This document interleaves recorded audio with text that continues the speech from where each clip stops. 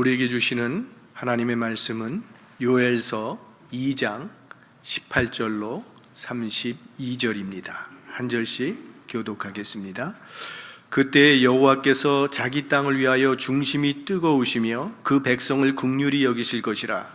여호와께서 그들에게 응답하여 이르시기를 내가 너희에게 곡식과 새 포도주와 기름을 주리니 너희가 이로 인하여 흡족하리라. 내가 다시는 너희로 열국 중에서 욕을 당하지 않게 할 것이며 내가 북편 군대를 너희에게서 멀리 떠나게 하여 메마르고 적막한 땅으로 쫓아내리니 그 전구는 동해로 그 후구는 서해로 들어갈 것이라. 상한 냄새가 일어나고 악취가 오르리니 이는 큰 일을 행하였음이니라 하시리라. 땅이여 두려워 말고 기뻐하며 즐거워할지어다. 여호와께서 큰 일을 행하셨음이로다. 들짐승들아 두려워 말지어다. 들에 풀이 싹이 나며 나무가 열매를 맺으며 무화과 나무와 포도나무가 다 힘을 내는도다. 시온의 자녀들아 너희는 너희 하나님 여호와로 인하여 기뻐하며 즐거워할지어다. 그가 너희를 위하여 비를 내리시되 이른 비를 너희에게 적당하게 주시리니 이른 비와 늦은 비가 전과 같을 것이라. 마당에는 밀이 가득하고 독에는 새 포도주와 기름이 넘치리로다. 내가 전에 너희에게 보낸 큰 군대 곧 메뚜기와 늑과 황충과 팥종이에 먹은 횟수대로 너희에게 갚아주리니 너희는 먹되 풍족히 먹고 너희를 기이 대접한 너희 하나님 여호와의 이름을 찬송할 것이라. 내 백성이 영영이 수치를 당치 아니하리로다. 그런즉 내가 이스라엘 가운데 있어 너희 하나님 여호와가 되고 다른 이가 없는 줄을 너희가 알 것이라. 내 백성이 영영이 수치를 당치 아니하리로다.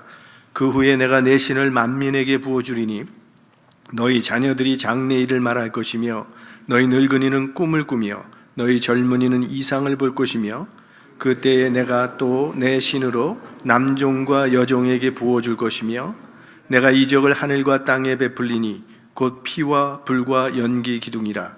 여호와의 크고 두려운 날이 이르기 전에 해가 어두워지고 달이 핏빛같이 변하려니와 다 같이요. 누구든지 여호와의 이름을 부르는 자는 구원을 얻으리니 이는 나 여호와의 말대로 시온산과 예루살렘에서 피할 자가 있을 것이며 남은 자 중에 나 여호와의 부름을 받을 자가 있을 것임이니라. 아멘.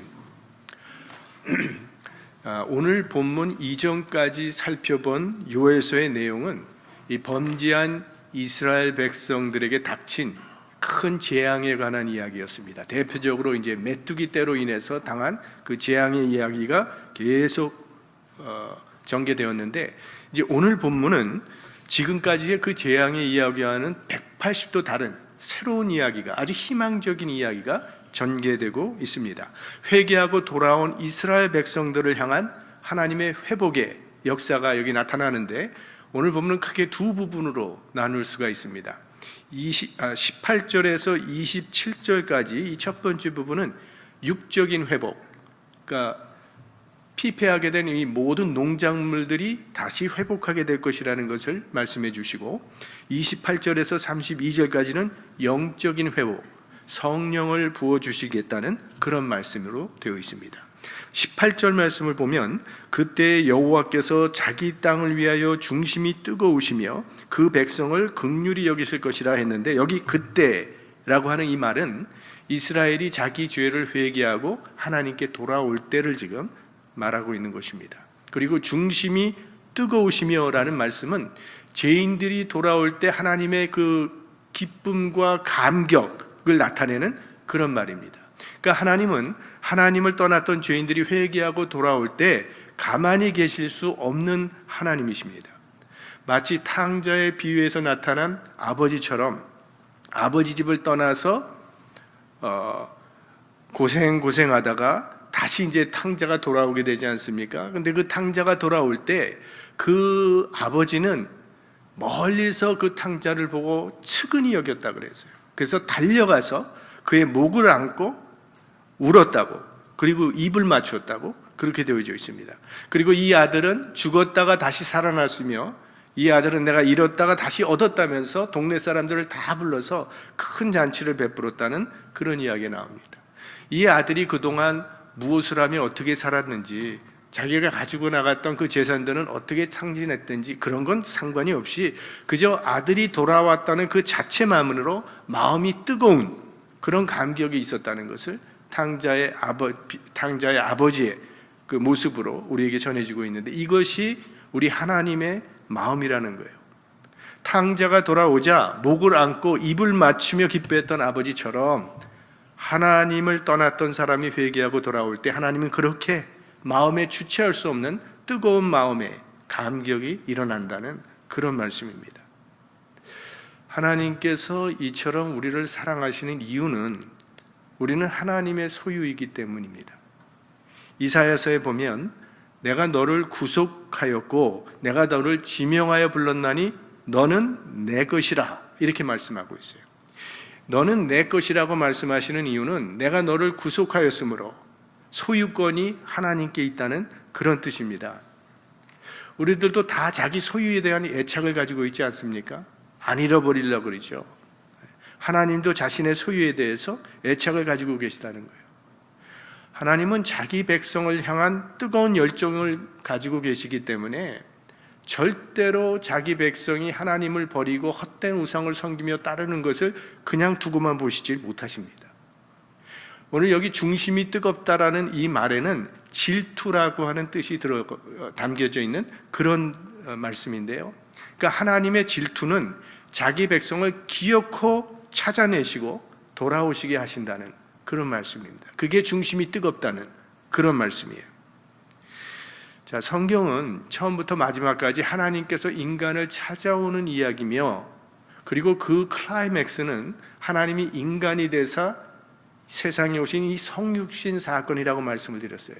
그게 크리스마스고 그 성탄이라고 말씀드렸어요. 그러니까 성탄이 우리에게 주는 메시지는요, 인간을 향한 하나님의 뜻은 심판이 아니라 구원이라는 것을 우리에게 보여주고 있는 사건이 성탄이에요.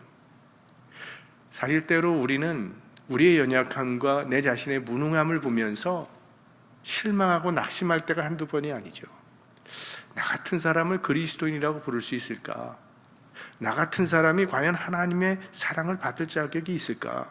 이런 생각이 들 때도 있는데, 예수님께서는 나는 의인을 부르러 온 것이 아니라 죄인을 부르러 왔다, 이렇게 말씀을 하십니다. 그러니까 하나님은 우리를 심판적 차원에서 보시지 아니하시고 구원적 차원에서 보신다고 하는 것이 복음이에요. 그리고 하나님께서 우리를 사랑하시는 이유가 우리 쪽보다는 하나님 쪽에 있다라는 사실을 기억할 수 있기를 바랍니다. 하나님의 마음이 뜨거우신 거예요. 우리를 향한 하나님의 열심이 그렇게 뜨겁다는 겁니다. 자, 19절을 보시면 여호와께서 그들에게 응답하여 이르시기를 내가 너희에게 곡식과 새 포도주와 기름을 주리니 너희가 이로 인하여 흡족하리라. 내가 다시는 너희로 열국 중에서 욕을 당하지 않게 할 것이며, 그러니까 메뚜기 때로 인해 파괴된 농산물들의 회복을 약속하십니다. 그런데 그렇게 농산물이 파괴됐던 이유는 하나님을 떠났기 때문에 농사가 안 됐다는 거예요. 하나님을 떠났기 때문에 곡식이 없었고 포도가 열리지 않아서 포도주가 떨어졌고 기름병에 기름이 떨어졌다는 것입니다. 그리고 이 재앙은 하나님을 버리고 떠난 이스라엘 백성을 향한 하나님의 심판이었다는 것을 보여주는 것이고, 그 하나님의 심판은 그들을 멸망시키시려는 것이 아니라 결국은 그들로 회개하고 돌아오게 하시려는 하나님의 사랑의 채찍이었다는 것을 알려주는 것이죠. 그리고 이제 오늘 본문에는 그 하나님이 내리셨던 재앙을 완전히 뒤집어 엎는 회복을 약속하고 계신 것입니다. 그걸 잘 요약하는 말씀이 25절 말씀입니다. 25절 말씀 우리 한번 같이 읽어볼까요? 내가 전에 너에게 보낸 큰 군대 곧 메뚜기와 늑과 황충과 팥종이에 먹은 횟수대로 너희에게 갚아주리니, 완전히 뒤집어 놓는 그 회복, 온전한 회복을 주님께서 약속을 하시는데요, 우리가 하나님을 떠나 살면 몇 가지 기적이 일어나게 되는데 될 것 같은데 안 되는 기적이 일어난다는 거예요. 또 많이 벌은 것 같은데 나중에 계산해 보면 남는 것이 없는 기적이 일어나고요, 움켜쥐고 살아도 넉넉해지지 않는 기적이 일어난다는 겁니다. 반면에 하나님께로 돌아오면 또 전혀 다른 기적이 일어나는데, 손해본 것 같은데 계산해 보면 오히려 남는 기적이 일어난다는 거예요. 별로 많이 번 것 같지 않은데도 생활이 윤택해지는 기적이 일어난다는 거죠. 주면서 살아도 점점 늘어나는 기적이 일어난다는 겁니다. 그게 요엘서가 우리에게 주는 교훈이에요. 그래서 18절에서 28절까지는 계속 이 육신적인 회복에 대한 말씀이 반복되어서 나오게 됩니다. 그리고 이제 28절에서 32절은 영적인 회복에 대한 말씀이에요. 성령을 부어주신다는 이 말씀인데, 이 약속은 종말론적인 의미가 있는 약속입니다. 구약에 나오는 예언의 특징이 있습니다. 구약에 나오는 그 예언은요, 그 당시 그 예언을 듣는 사람들에게 해당되는 것과 함께 종말론적인 관점이 섞여 있다고 하는 것이, 그게 함께 나와요. 이 시대와 미래 시대가 함께 나오는 것이 구약 예언의 특징 중에 하나입니다. 그래서 때로는 잘 이해가 되지 않는 그런 일이 있습니다. 자, 우리 28절과 29절 말씀을 종말론적인 관점에서 한번 읽어보시겠습니다. 그 후에 내가 내 신을 만민에게 부어주리니 너희 자녀들이 장래일을 말할 것이며 너희 늙은이는 꿈을 꾸며 너희 젊은이는 이상을 볼 것이며 그때 내가 또 내 신으로 남종과 여종에게 부어줄 것이며, 여기 하나님께서 성령을 만민에게 부어주시겠다고 약속을 하세요. 남녀노소 구분 없이 신분의 차이 없이 성령이 모든 사람에게 보편적으로 역사할 것을 지금 말씀하고 계신데, 이 예언을 하고 있는 요엘 선지자는 구약시대의 사람입니다. 근데 우리가 아는 바와 같이 구약시대의 성령의 역사는 특별한 사람에게만 필요에 따라 부어줬습니다. 선지자, 제사장, 혹은 우리가 지난번에 살펴본 사사와 같은, 혹은 왕, 이런 사람들에게 사명을 감당케 하시기 위해서 성령을 일시적으로 부어주셨습니다. 모세, 엘리야, 다윗 다 이런 거에 속하는 사람이에요. 그러나 앞으로는 모든 사람에게 성령을 선물로 주심으로 하나님의 역사를 감당케 하시겠다는 그런 말씀이에요. 그런데 이 말씀이 이루어지는 때가 언젠가 하면 29절에 보면 그때라고 되어 있어요. 그럼 이 그때가 언제를 말하는 것인가? 이 그때란 말세를 말하는 것입니다. 왜냐하면 오늘 30절과 31절의 말씀을 보시면 이게 요한계시록과 연결되는 말씀입니다. 제가 30절과 31절을 읽겠습니다. 내가 이적을 하늘과 땅에 베풀리니 곧 피와 불과 연기 기둥이라. 여호와의 크고 두려운 날이 이르기 전에 해가 어두워지고 달이 핏빛같이 변하려니와. 자, 이 말씀을 보면 이거는 요한계시록에서 인류 종말 때 일어날 징조에 대해서 말할 때 나타나는 말이 이 말이에요. 이건 말세를 지금 이야기하는 것입니다. 그러면 이 말세는 언젠가? 성경이 말하는 말세는 그 답을 우리가 사도행전 2장에서 사도행전에서 발견할 수 있어요. 여러분, 오늘 이 읽은 말씀이 새롭지가 않죠. 사도행전 2장에 똑같이 나오는 말씀입니다. 사도행전 2장은 굉장히 유명한 말씀으로 오순절 성령 강림 사건이 사도행전 2장에 기록되어져 있는데요. 마가의 다락방에서 함께 기도하던 120명의 예수 믿는 사람들에게 성령이 임하기 시작하죠. 성령 충만을 받더니 각 사람이 다른 방언으로 말을 하기 시작했다 그랬어요. 그게 이제 예수 그리스도의 복음을 전파한 것입니다. 그때 여러 나라 사람들이 모였기 때문에. 그랬더니 그 모습을 보고 사람들이 새술이 취했다고 비웃었다 그랬어요. 그 이야기를 듣고 사도 베드로가 일어나서 설교를 합니다. 그가 설교하는 내용은 뭔가 하면 하나님께서 요엘 선지자를 통해서 마지막 때에 모든 육체에게 성령을 부어주시겠다고 약속을 하셨는데, 여러분이 지금 목격하고 있는 이 성령 강림의 사건이 바로 그 약속의 성취입니다라고 그렇게 설교를 해요. 그러면서 오늘 이 요엘서 이 본문 말씀을 사도 베드로가 인용을 합니다. 그리고 이것이 지금 여러분이 보고 있는 오순절 성령 강림 사건이라고 설교를 해요.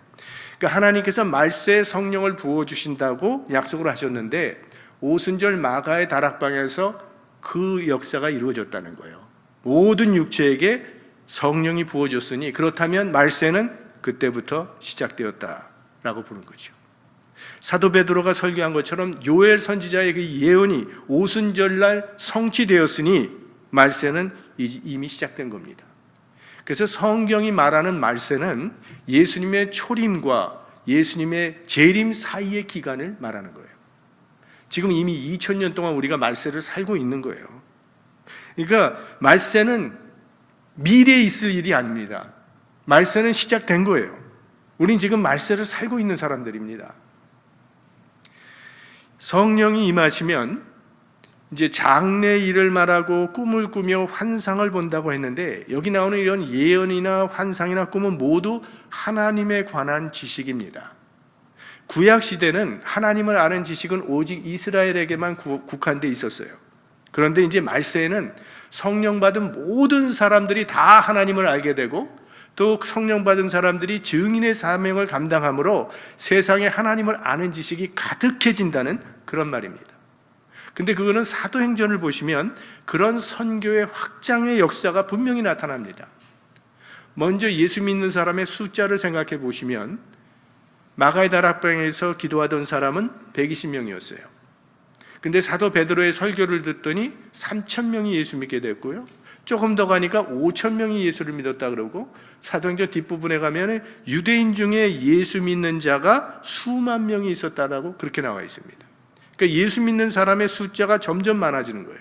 이렇게 예수 믿는 사람이 점점 늘어가는 성령의 역사를 볼 수가 있고요.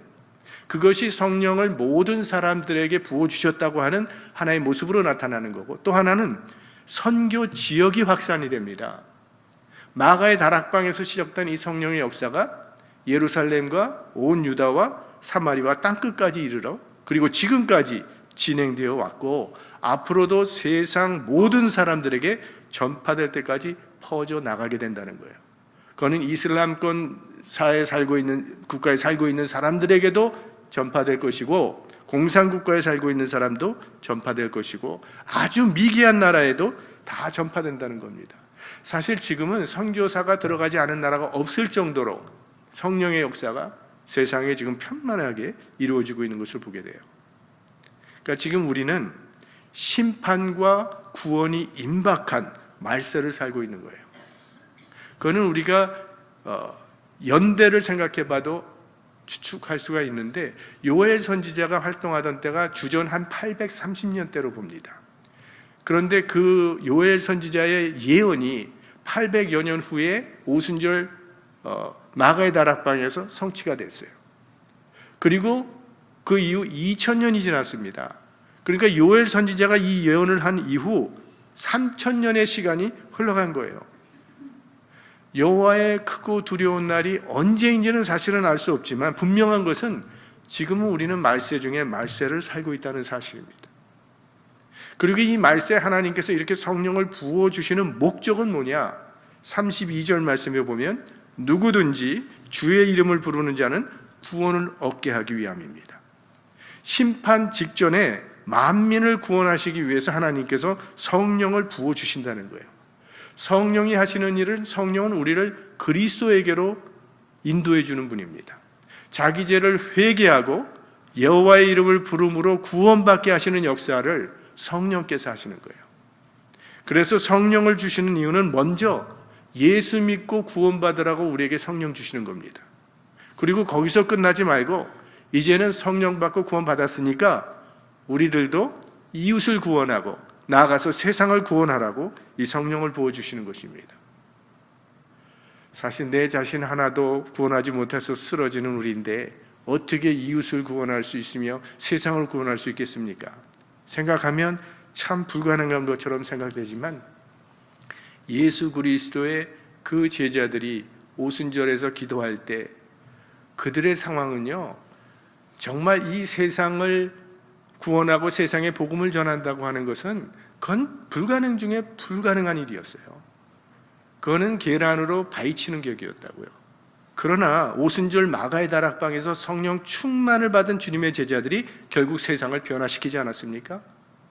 오늘 우리들도 부족하지만 동일한 성령님을 의지하고 성령님의 인도에 순종하면 우리들의 삶을 통해서도 사도행전의 역사가 이루어지게 될 줄로 믿습니다.